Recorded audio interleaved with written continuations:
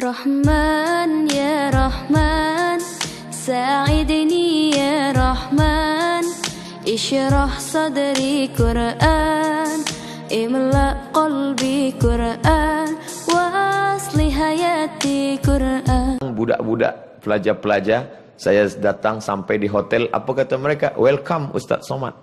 Apa awak pakai welcome? Well, baik, come datang. Baiknya waktu datang, waktu balik. Apa tak guna Assalamualaikum warahmatullahi wabarakatuh. Dan salam tidak hanya untuk orang hidup, untuk orang mati pun kita ucap salam. Maka kata Aisyah radhiyallahu anha, pesan Nabi, wahai Aisyah, bila engkau lalu di makam Baqi', ini Masjid Nabawi, sebelah kiri makam Baqi', bila lalu makam Baqi', jangan diam saja, ucapkanlah salam. Assalamualaikum ya ahlad diyar minal mu'minin wa inna insyaallah bikum lahiqun yarhamullahu mustaqdimin wal mustakhirin nas'alullaha lana walakumul afiyah. Oh, panjang Ustaz, ya. Tapi kami biasa diajar pendek saja. Apa dia? Assalamualaikum ya ahlal kubur. Okeylah daripada tidak sama sekali. Cari salam pada penghuni kubur, cari di internet, hafaz ulang-ulang balik. Assalamualaikum ya ahlad diyar minal mu'minin wa inna insyaallah bikum lahiqun yarhamullahu mustaqdimin wal mustakhirin nas'alullaha lana walakumul afiyah. Apa makna salam pada orang mati? Dia sudah mati, dia makan cacing tanah. Selamat engkau dari azab kubur, selamat engkau pada titian shiratal mustaqim, selamat engkau dari azab Allah, selamat engkau masuk ke dalam syurga Allah. Tak putus hubungan kita walaupun sudah berada di alam yang berbeza. Dia di alam barzakh, kita di alam dunia. Bainakuma barzakhul la yabghiyan. Di antara kedua alam ini ada pemisah. Dia tidak disebut dunia kerana dia sudah mati. Dia tidak disebut akhirat kerana dunia belum kiamat. Antara dunia dengan akhirat ada pemisah. Itulah dia alam barzakh. Maka salam dibagi kepada 3 bahagian. Salam yang pertama wajib dijawab. Semua menjawab salam.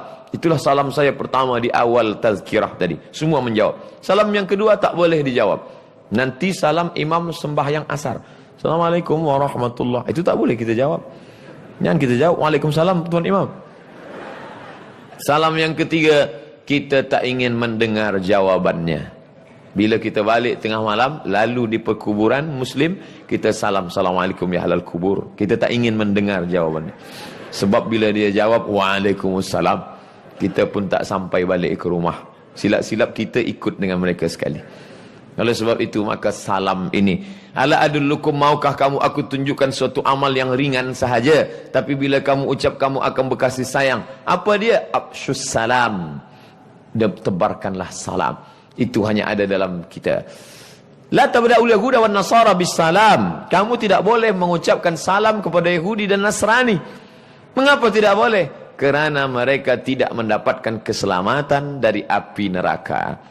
Jadi bila ada kawan sahabat jiran kita berkata, apa awak tak ucapkan salam pada saya? Saya mahu ucapkan salam pada kamu, tapi bila kamu mahu ada sebutkan syarat. Apa syaratnya? Sebutlah password. Asyhadu an la ilaha illallah wa asyhadu anna Muhammadan Rasulullah.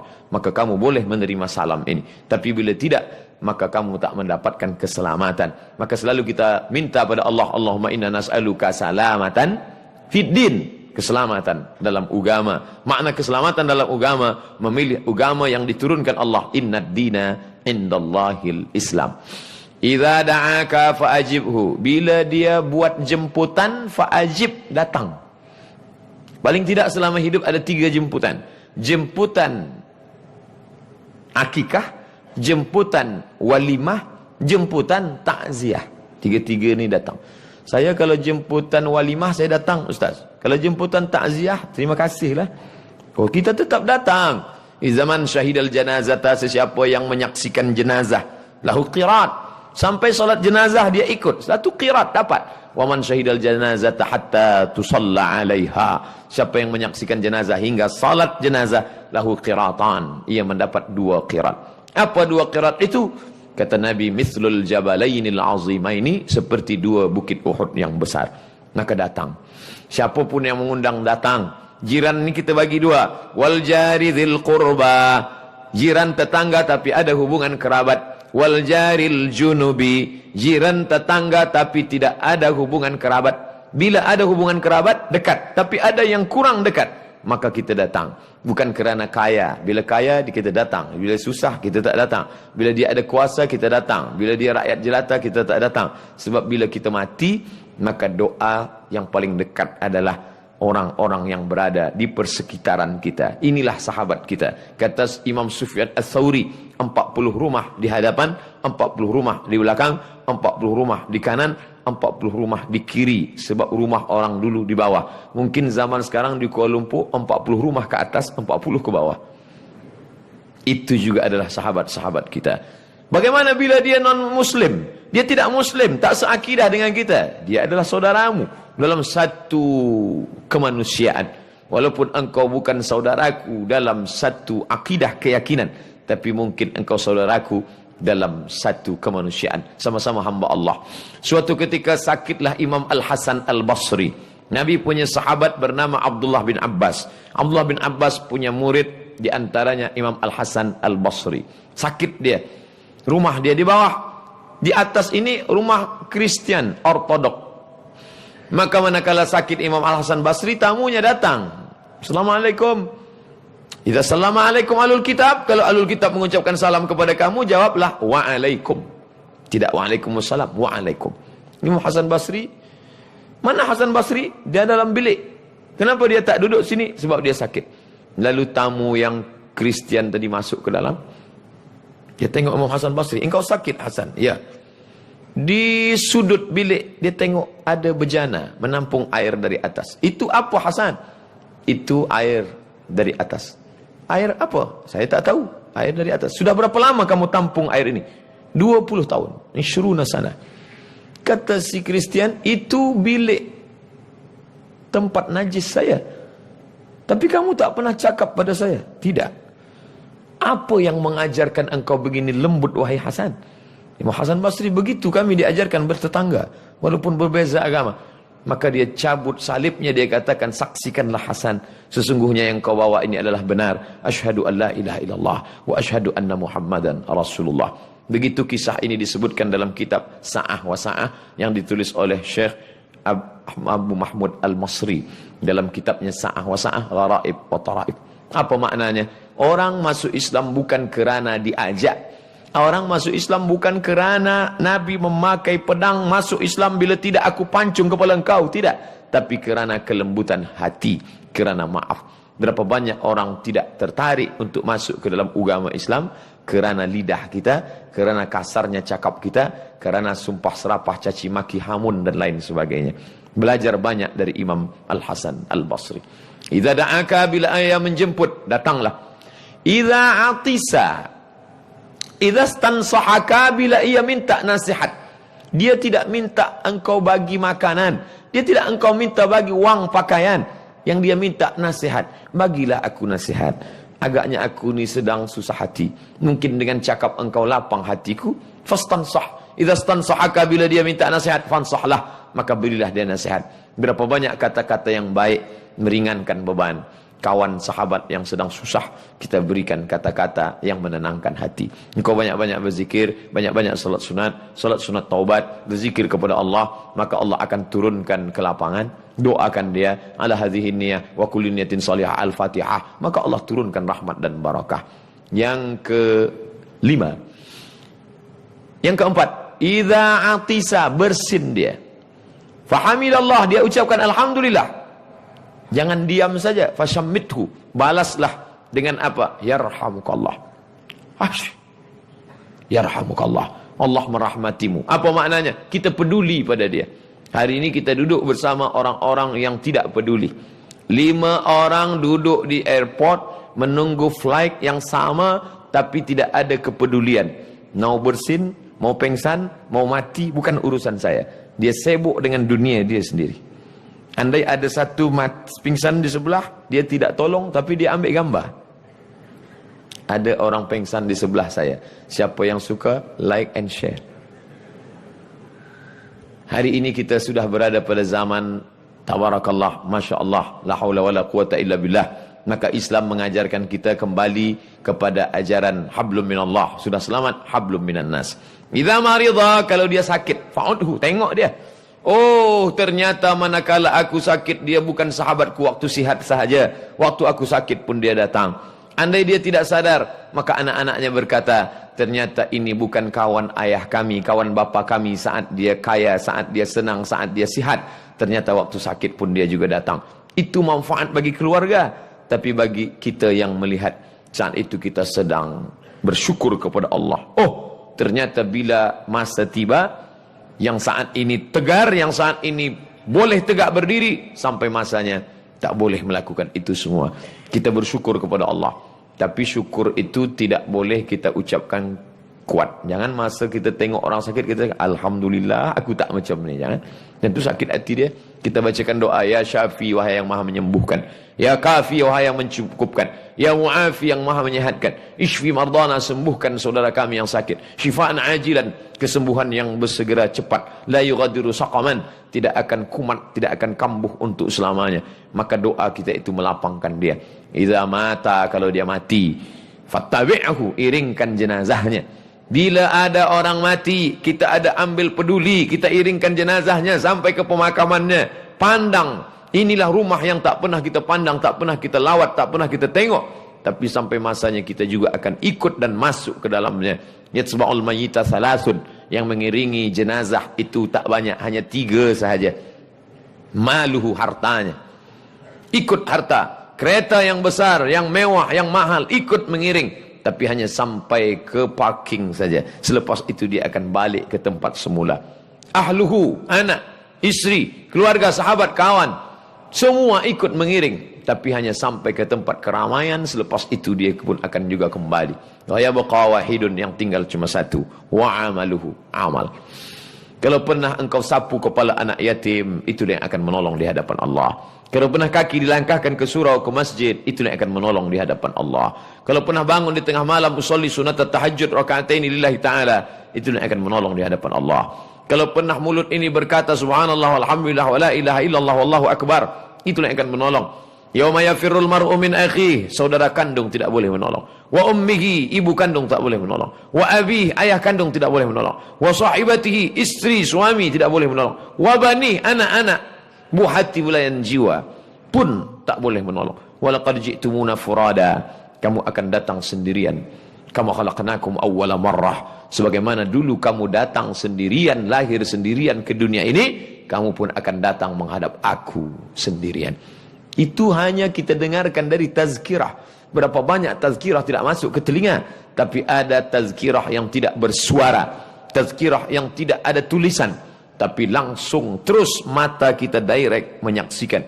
Wa kafa bil mauti wa'iza, cukuplah kematian sebagai nasihat. Ada nasihat yang disampaikan Tuan Khatib hari Jumat, tidak masuk ke telinga kita, kerana saat Khatib bersuara menggelegar, di situ pula kita bersuara di bawah menggelegar. Ada nasihat yang tidak masuk ke telinga kita kerana kita sibuk memikirkan dunia, tapi ada nasihat terus saja langsung ke mata kita, dia tidak bersuara. Menyaksikan jenazah, tutup penutup wajahnya, buka, pandang baik-baik, pucat, pasi, putih, tak berdarah. Kemana dia akan pergi? Dulu dia dimuliakan. Mari kita dengar tazkirah yang akan disampaikan Al-Mukarram Tuan Haji Abdul Samad. Sampai masanya ruh keluar dari jasad, orang tak lagi menyebut Al-Mukarram. Siapa dia? Almarhum Abdul Samad. Sampai masanya, maka apa kata dalam syair, jangan mahu disanjung-sanjung, engkau digelar manusia agung, sadar diri, tahu diuntung, jasad terbujur, keranda diusung. Saat itu tak ada, semuanya tinggal.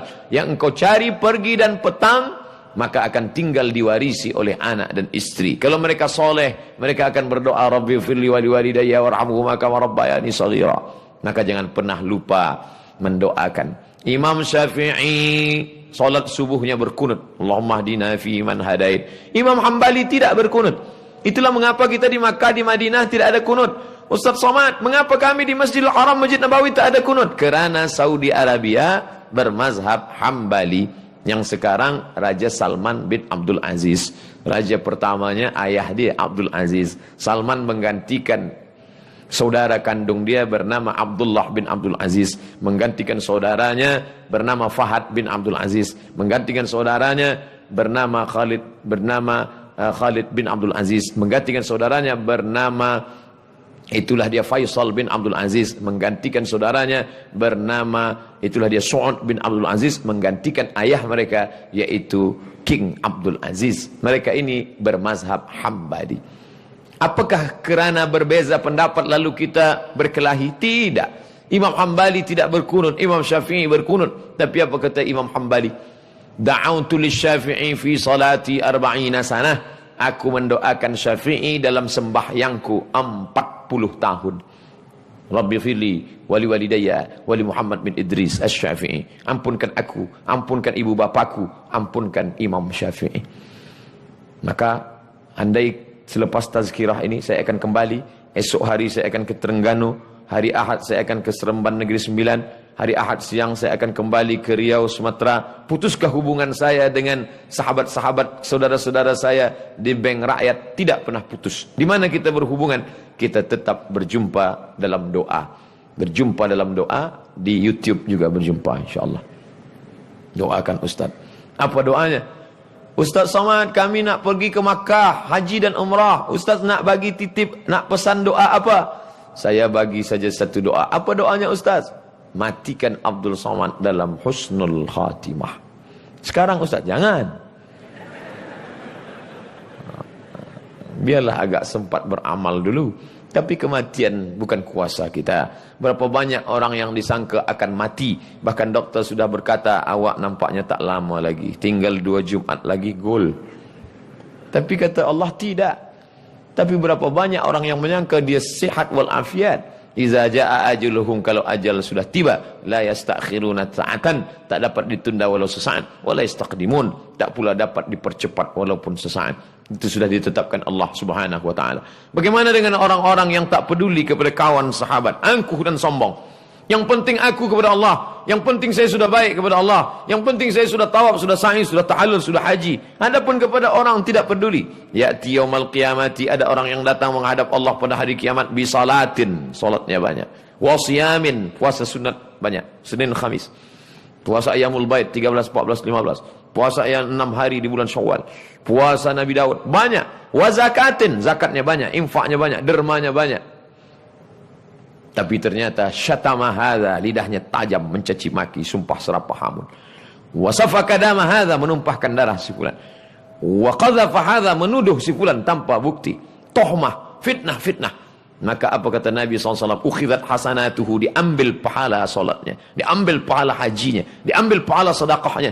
Turihat, lalu kemudian diberikan kepada orang-orang yang dulu dia aniaya, dia zalimi. Faniyat hasanatuhu, habis amalnya. Tapi orang masih lagi ramai ingin menuntut. Ukhidat khatayahum, diambil dosa mereka. Summa turihat ilahi, dicampakkan kepada dia. Summa turiha fitnar, lalu dia dicampakkan ke dalam api neraka Jahannam. Inilah orang yang masuk neraka bukan kerana berzina. Inilah orang masuk neraka bukan kerana rasuah. Mereka masuk ke dalam neraka Allah kerana tidak menjalin hubungan hablum minan nas. Oleh sebab itu saya biasa di akhir tazkirah, puan-tuan sekalian, bila ada kata tak berkenan di hati, maafkan saya. Maukah tuan-tuan maafkan saya? Mahu. Semua berkata mahu. Itulah cara minta maaf kepada orang banyak. Daripada kita salam satu-satu, mohon maaf. Maka jamaah haji juga begitu. Bila dia nak berangkat ke tanah suci, dia kumpulkan semua jiran, tetangga, sahabat, kerabat, lalu dia bagi makan. Lepas makan, minum. Lepas itu, makan buah-buah, makan kuih-kuih. Selepas itu baru dia tanya, saya selama ni banyak silap salah. Maukah Tuan memaafkan saya? Tentu orang dah kenyang. Mau. Begitulah cara kita meminta maaf. Tapi ada sesuatu yang tidak boleh kita beri dengan maaf, tapi mesti kita bayar. Apa dia? Dain, hutang. Hutang piutang. Oleh sebab itu ayat yang paling panjang dalam Al-Quran bukan ayat tentang surga, bukan ayat tentang neraka, bukan ayat tentang puasa, tapi ayat yang paling panjang Al-Baqarah 282. Ya ayyuhalladzina amanu, hai orang beriman, idza tadayantum bidainin ila ajalin musamma, bila kamu ada hutang piutang sampai batas terhad tertentu, faktubuh, tulis. Kenapa ditulis? Kerana orang lupa. Memanglah manusia ini pelupa, sebab ia diambil dari kata nasia, lupa. Lupa. Banyak orang lupa, tapi yang paling banyak membuat lupa adalah hutang. Bila awak bayar, adakah saya ada hutang? Lupa. Ada orang mati syahid, Mati syahid tidak terkena azab kubur. Orang mati syahid tidak akan terkena hisab. Orang mati syahid tidak akan terasa sakitnya sakaratul maut. Sakaratul maut dia tak terasa, azab kubur dia tidak kena, hisab pun dia tidak. Tapi ada satu ilat dain, kecuali hutang. Oleh sebab itu maka hubungan kita sesama manusia mesti baik. Maka tajuk siang ini, Masya Allah, Tabarakallah, yaitu tentang masalah hablum minallah, hablum minannas. Saya bagi dua, 30 minit hablum minallah, 30 minit hablum minannas. 30 minit pula berikutnya soal jawab. Saya mula tadi pukul 3.10, sekarang pukul 4.10. Terima kasih segala perhatian. Ternyata di bank rakyat ni cepat waktu berlalu. Bila ada soalan dalam bentuk tulisan kertas, saya akan jawab insya-Allah yang boleh saya jawab. Bila saya tak tahu jawabannya, kertas ni akan saya bawa kembali ke Riau. Saya akan tuliskan jawaban di blog www.somatmoroccoblogspot.com. Untuk banyak soal jawab, lebih kurang 200. Itulah yang banyak dibuat dalam satu buku. Boleh di-download di Play Store. 37 masalah popular, 99 soal jawab sembahyang, 33 soal jawab akikah, 30 soal jawab Ramadan terkait masalah khilafiyah. Sebab saya tak ingin rosak hubungan sesama Muslim disebabkan oleh masalah khilafiyah, masalah usolli, masalah kunun, masalah tahlil arwah, masalah talqin, masalah baca Fatihah untuk orang mati, masalah sebab banyak beban kita yang lebih besar daripada khilafiyah. Mudah-mudahan ada manfaatnya. Yang baik datang daripada Allah SWT, yang tak baik dari hamba Allah yang dhaif. Assalamualaikum warahmatullahi wabarakatuh.